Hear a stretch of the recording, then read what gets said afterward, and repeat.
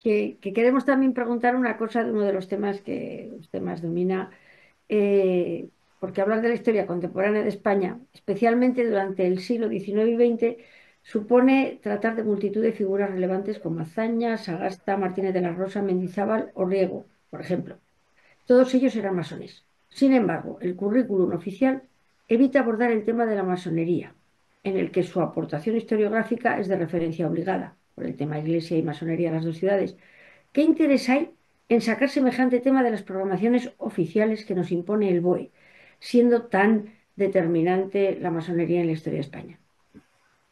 Bueno, tenemos que pensar que en plena transición vuelven del exilio las mismas personas que habían liderado la izquierda y la extrema izquierda en España, el comunismo concretamente, el mismo Partido Comunista de Santiago Carrillo. Es que vuelven las personas, Dolores Ibarruri y Santiago Carrillo, el responsable directo de las matanzas de Paracuellos del Jarama. De esas no hablamos, ¿verdad?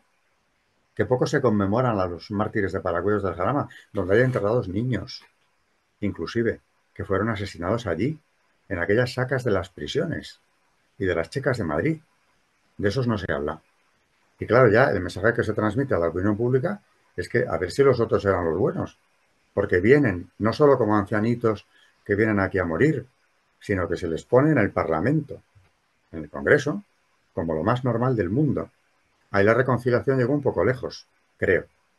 Pero claro, con el Partido Comunista, a la vez, y con el Partido Socialista, no por casualidad, vuelve la masonería a España. En el año 79 ya está legalizada. Siendo así que la Constitución vigente aún, la que todavía tenemos en España, prohíbe que existan aquí sociedades secretas. Por eso ellos se agarran a que son sociedad discreta, no secreta. La masonería está en la trama política de la Segunda República.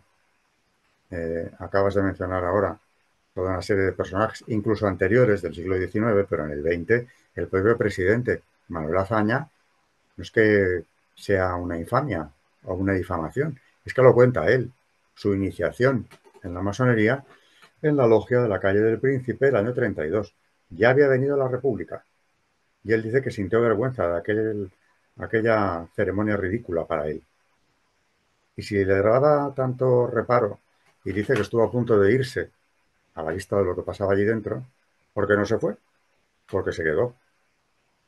Pues porque la trama política de la Segunda República pasaba por ser una trama masónica. Me da igual que sea el Partido Radical, el Partido Socialista o el Republicano de Azaña. Todos estaban dirigidos por las logias. Lo reconocen ellos mismos. El caso de Azaña es paradigmático. ¿Y aquí qué ha ocurrido?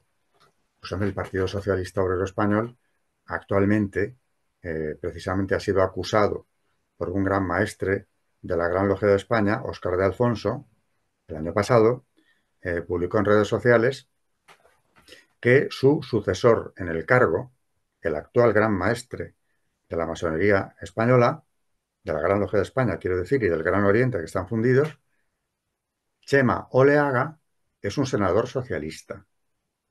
Y de lo que le acusaba precisamente Óscar de Alfonso es de haber convertido la cúpula de la Gran Logia en un refugio de masones socialistas.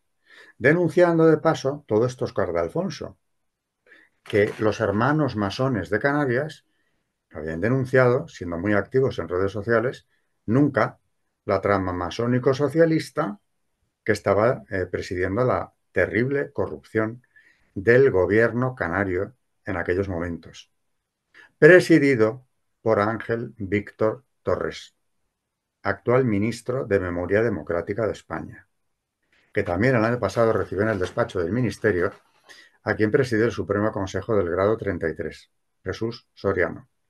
Y ha dicho también que los principios masónicos, la historia de la masonería, tendría que llevarse a los centros de enseñanza, con estas palabras.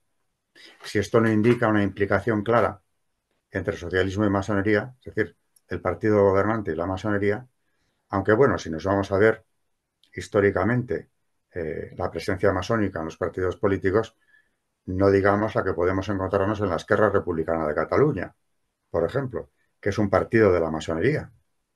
Lo ha sido históricamente. Y así podríamos continuar. Por eso hay un gran empeño no solo en silenciar su presencia o su actividad política, sino también en exaltarles. Que lo haga el ministro Torres se puede entender por su conexión muy estrecha con toda esta trama que denunciaba Óscar de Alfonso. Pero es que el resto del gobierno también los está apoyando. Para entender bien el por qué la masonería está blindada en España en este momento, también tendríamos que ver a qué intereses, fuera de España también, está sirviendo el gobierno de Pedro Sánchez. Y entonces entenderíamos quizá mejor el por qué con la masonería no es que no se meta nadie, es que para que alguien se meta tiene que haber sido gran maestre, como es el señor Alfonso. ¿Mm? El resto del mundo no dice nada. Y habría que hacer un breve repaso a quiénes son los que deciden el futuro de Europa y de paso el de España, en reuniones tan ilegítimas en el sentido de que no tienen ningún respaldo democrático, como es el foro de Davos, o las reuniones del Club Bilderberg, donde la presencia masónica es tan fuerte que está considerado este club como una de las organizaciones pantalla más sólidas de la masonería a nivel internacional. Entonces, si esto lo entendemos, entenderemos mejor qué es lo que ocurre aquí dentro y por qué no se habla siquiera apenas de la masonería.